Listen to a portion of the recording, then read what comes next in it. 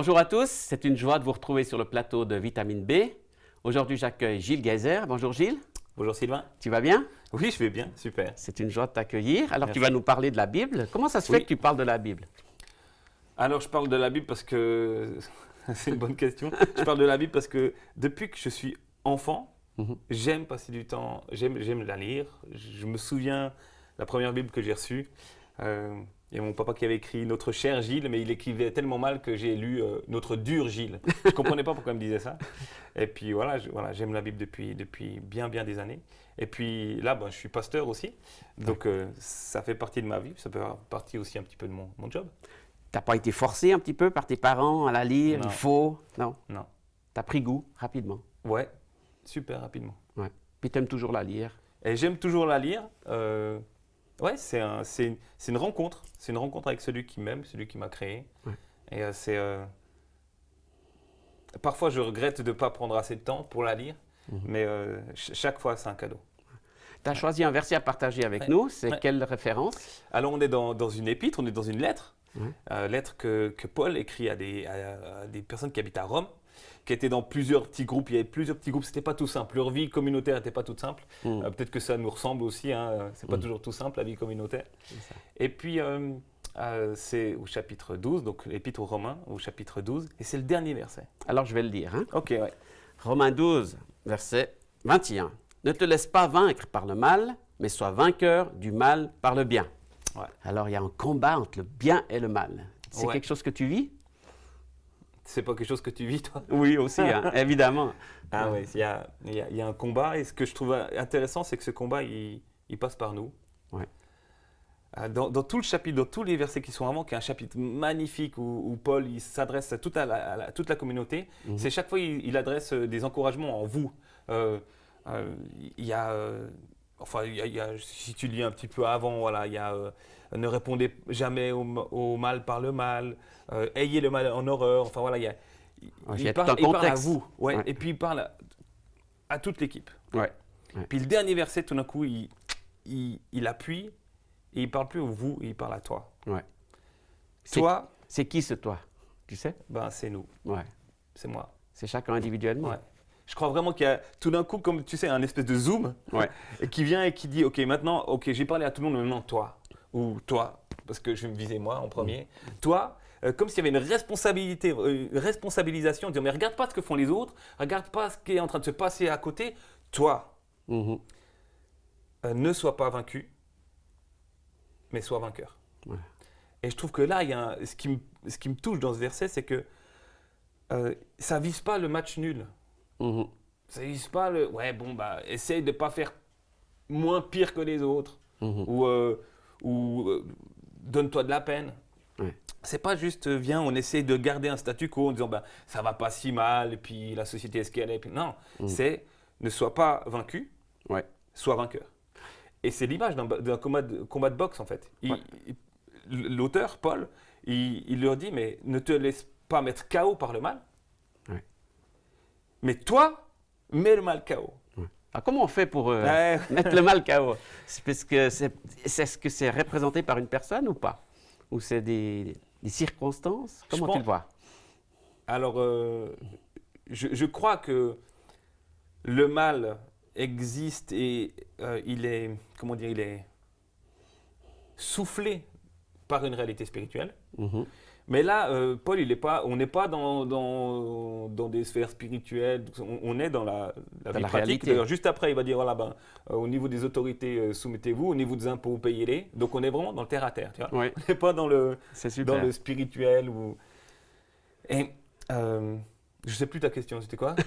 Comment tu peux le concrétiser, voilà, ce mal, ce combat? Comment battre? Alors, juste avant que je te réponde à ça, ce que je trouve incroyable, c'est qu'il y a une espèce de promesse dans ce verset qui est en train de dire c'est possible de vaincre le mal.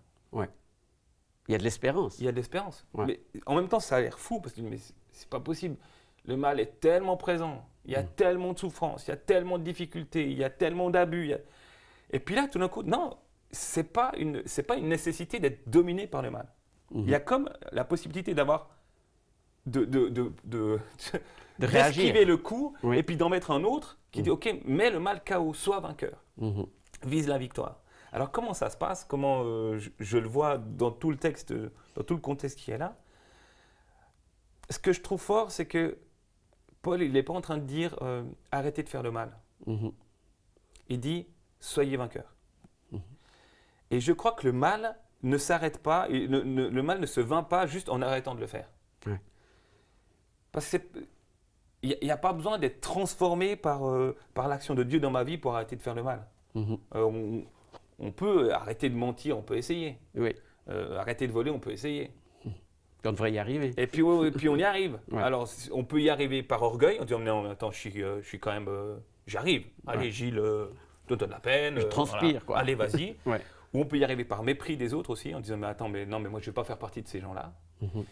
Mais ce n'est pas du tout la manière dont Paul conçoit ça. La transformation, parce que quand il s'adresse à toi, il s'adresse à quelqu'un qui a déjà lu 12 chapitres où Paul parle de l'évangile, de cette bonne nouvelle d'un Dieu qui m'aime et qui transforme ma vie. Donc, il faudrait avoir la foi pour être vainqueur. Je pense. Ouais. Qu'est-ce que ça change, en fait? Alors, la foi, c'est comprendre que Dieu m'aime malgré ce que j'ai fait. Et donc, tout d'un coup, il y a vraiment une transformation qu'on appelle la grâce. Ouais. La grâce de Dieu, c'est recevoir ce que je ne mérite pas, voire même recevoir le contraire de ce que j'aurais mérité. Ouais. Et puis, j'ai une anecdote, si tu veux, si on a le temps pour en parler après. Vas-y, tout de suite. Maintenant ? Ah oui. Ok, alors c'est une anecdote que je raconte souvent. Le jour de mes 20 ans, j'étais à Genève et je me suis très mal garé. Je suis garé sur les lignes jaunes, tu sais. Et puis, je savais qu'on n'avait pas le droit. J'ai vite faire une petite course. Je reviens et il y a un policier qui est en train de me mettre une amende. 200 balles. J'étais étudiant, j'avais 20 ans. Ça c'est la justice. Ça fait mal. Dans le cœur, ça fait oups. Ah, purée. Mais c'est la justice. Je reçois ce que je mérite. Je le savais. Mais c'est le jour de mes 20 ans. Alors, je sais pas, c'est bizarre, ça me correspond pas tellement à l'époque, mais voilà, je m'approche du policier puis je dis pas aujourd'hui, monsieur l'agent. T'étais convaincu là? Ouais. Puis il me dit pourquoi pas aujourd'hui? Je dis j'ai 20 ans aujourd'hui. Et puis il me dit prouvez-le moi. Alors, je suis sur mon porte-monnaie, tac, hop, et je lui montre 20 ans. Le jour de mes 20 ans. Puis il déchire, il dit ok, c'est bon. Wow. Ça, c'est la miséricorde. Cadeau. Cadeau. Je ne reçois pas ce que je mérite. 200 francs, voilà, c'est fini. Je disais, Et dans mon cœur, ça fait ouf. Waouh. Enfin, ça fait pas waouh, ça fait juste ouf. Parce que j'aurais dû payer 200 balles et puis tout d'un coup, je ne dois pas les payer. Mais ça n'a pas encore changé mon cœur. Ça, c'est la miséricorde. C'est-à-dire que je ne reçois pas ce que je mérite. Mais ça ne crée pas d'amour pour celui qui m'a fait ça. Tu peux te dire, ah ben en fait… j'ai patienté les gouttes, quoi. J'ai patienté les gouttes. Ou alors, je suis vraiment doué parce que j'ai même réussi à m'adouer. Tu vois, tu peux dire, ah ben je pourrais le refaire. Ça ne change pas le cœur. La vraie anecdote s'arrête là. Maintenant, imagine que par la suite, au lieu de faire juste ça, le policier aille dans sa voiture, il prenne sa veste, il prenne son porte-monnaie, il me sort 300 balles, puis il dit « Joyeux anniversaire, monsieur Geyser ». Là, j'aurais dit « Non, mais non, je sais pas ce que je vous demande ». Il dit « Non, non, joyeux anniversaire, monsieur Geyser ». Ça, ce serait la grâce. Recevoir le contraire de ce que j'ai mérité. Plus, et puis, quoi. Plus, ouais, beaucoup plus. Plus, et même le contraire. Et ça, c'est vraiment l'action de Dieu dont parle Paul, en disant « Mais Dieu, il nous aime par grâce, il nous donne pas en fonction de ce qu'on a mérité, il nous donne le contraire ». Et c'est à partir du moment où tout d'un coup tu reçois ce que tu n'as pas mérité ou le contraire de ce que tu as mérité que tu dis mais waouh, vous êtes qui vous? Ouais, ça t'interpelle. Hein. Ah ouais. Et l'autre il n'a pas changé, moi non plus, mais j'aurais eu envie de connaître ce policier. Je dis mais vous êtes qui? Vous êtes marié? Vous venez prendre un café, j'ai envie de vous connaître, je vais vous présenter mes enfants ou mon épouse. Il n'a pas changé, j'ai pas changé, mais le fait de recevoir sa grâce, eh ben, ça crée en moi naturellement de l'amour pour celui qui me la donne. Ouais. Et c'est ça un cœur transformé par l'évangile. Ouais. C'est un cœur où l'amour, c'est plus une œuvre, c'est plus un devoir. L'amour, c'est juste un fruit d'un amour tellement plus grand qu'on a reçu. Donc c'est ça le bien dont parle Paul dans ce texte. Alors c'est ça qui va transformer le cœur pour qu'on ne s'arrête pas juste à ne soyez pas vaincus par le mal. Ouais. Mais tout d'un coup, tac, soyez vainqueurs. Et le soyez vainqueurs, pour moi, c'est de comprendre que le mal ne se vainc pas seulement en arrêtant de le faire. Le mal se vainc en faisant son contraire. Ouais. Visez pas juste l'absence de guerre, visez la paix. Ouais. Visez pas juste l'absence de critique, parce qu'on peut je peux arrêter de te critiquer, puis quand on est à penser des trucs sur toi que tu n'entends pas, mais que non, visez pas l'absence de critique, visez la présence de paroles qui bénissent, de paroles qui font du bien. Donc c'est ça le combat en fait. C'est ça le combat, mais ça se gagne, pas seulement en arrêtant de faire le mal, mais en faisant son contraire. Oui. Et pour pouvoir faire le contraire, alors qu'on m'a fait du mal, et c'est le message de Christ, bénissez vos ennemis, alors qu'on m'a fait du mal. Et béatitude. Ouais. C'est pas simple. Hein. Non. Alors qu'on a fait du mal, faire du bien, vouloir le bien, il faut un cœur transformé. Et si Paul peut dire ça à chacun, et qu'il le dit à moi, qui me dit, mais Gilles, ne te laisse pas dominer par le mal, ne sois pas vaincu par le mal, mais sois vainqueur du mal par le bien, alors je comprends qu'il faut qu'il y ait une transformation de cœur. Oui. Ce que Dieu fait par sa grâce, par son évangile, par lui. Oui. Et puis, il me pousse à agir autrement, pas seulement arrêter de faire le mal, mais viser le bien. Oui. Et je ne sais pas, je trouve que souvent, ça m'est arrivé souvent d'être connu plus pour quelqu'un. Je suis connu pour ce qu'on n'a pas fait. J'ai pas menti, ou j'ai peu menti, j'ai pas volé, je me suis pas drogué. Ouais. Puis parfois, dans le christianisme, on croit que c'est ça, être chrétien, on vole ça pas. Suffit, quoi. Voilà. On se tient sur des gardes. Mais en fait, c'est pas ça. Ouais.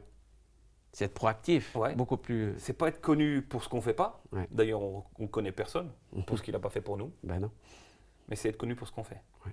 Puis pas juste dire, Gilles, arrête de faire le mal, mais vise le bien. Ouais. Et là, s'il n'y a pas une relation vivante avec un Dieu qui change ma vie et qui fait que je me sens aimé, alors j'arriverai pas. Ouais. Ça veut dire que le christianisme, tu ne l'appliques pas juste le dimanche. Ouais. C'est le défi, c'est d'essayer de vivre ça la semaine. Tout le temps, avec n'importe qui.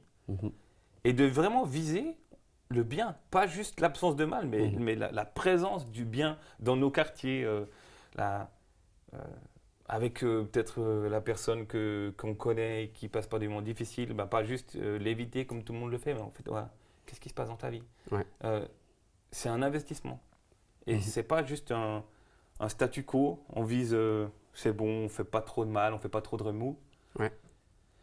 La plupart des chrétiens et des figures chrétiennes qui ont transformé leur culture, leur temps, c'est des gens qui ont fait des remous. Ouais. Ils ne sont pas juste connus pour le mal qu'ils n'ont pas fait. Oui. Ils sont connus pour le bien qu'ils ont fait. D'accord. Et qui a transformé une société en commençant par peut-être un petit groupe, une église, un quartier, une culture. Et aujourd'hui, comment tu le fais en 2020, dans cette terre, sur cette terre, dans cet Occident qui est soi-disant chrétien, mais qui a pas mal mis ça de côté. Hein. Ouais, alors je pense vraiment que l'Occident est plus chrétien du tout. Ouais, on a du boulot. Ouais. Mais ce qui m'aide, c'est de se dire, voilà, qu'est-ce que je peux faire? Enfin, il y a deux choses. La première, c'est de se dire, mais quel cadeau, quelle responsabilité Dieu me fait en disant, mais en fait, Gilles, ça va passer par toi, cette histoire. Sylvain aussi. Ouais. Puis toi qui regardes l'émission, pareil. Le combat ou la possible victoire du bien sur le mal, qui est possible, visiblement, il y a une espérance, il nous le dit, mais c'est faisable. Oui. Vous êtes capable, vous pouvez le faire. Mais on peut le faire que si chacun, on vit ça. Et donc cette victoire du bien sur le mal, ce chaos,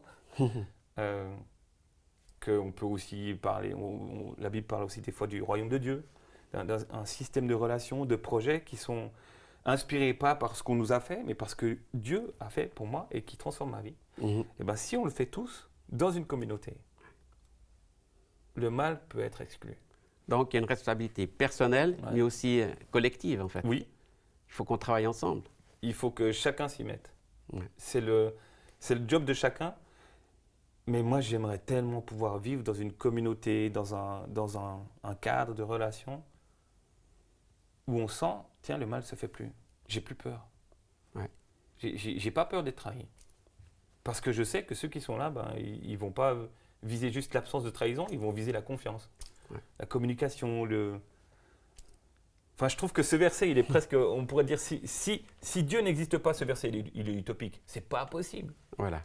Le mal, la présence du mal, non. Et puis, il ne parle pas à des gens qui sont saints.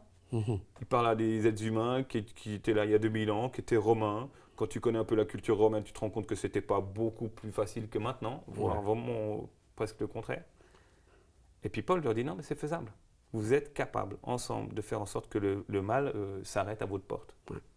Merci beaucoup, Gilles, pour ce partage. C'est excellent. Avec grand plaisir. Et je crois que ça parle à tout le monde. On se sent tous concernés, on est tous dans une lutte avec le bien, avec le mal. Et puis, on voit qu'il y a de l'espérance, que c'est possible de se battre. Et puis, d'être entouré d'autres qui croient aussi. Alors, on se réjouit de se revoir pour une prochaine émission. Moi aussi. Et à vous aussi, merci de nous suivre sur les différents réseaux, sur les différents moyens technologiques d'aujourd'hui. Et on se réjouit de vous retrouver pour une prochaine émission Vitamine B.